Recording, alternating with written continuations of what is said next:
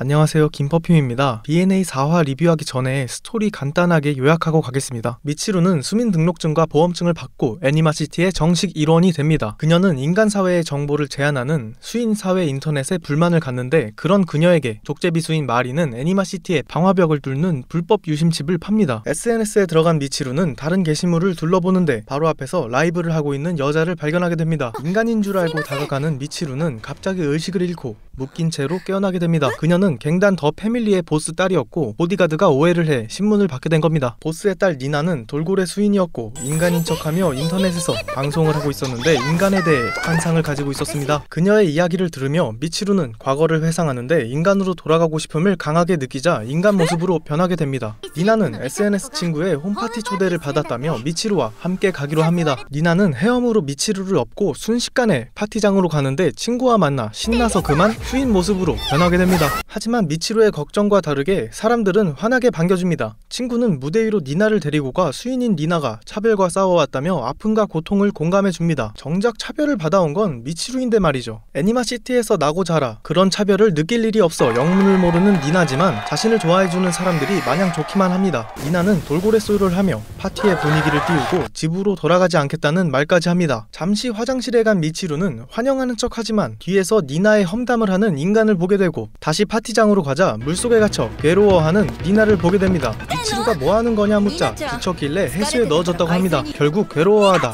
기절하자 미치루는 마치 기어 서드같이 팔을 풀려 유리를 부수고 니나를 구해냅니다. 인간들의 주목을 받으며 마중 나온 시로에 배를 타고 갑니다. 니나는 그다지 인간이 싫어지진 않았다고 하는데 찍은 사진을 보여주며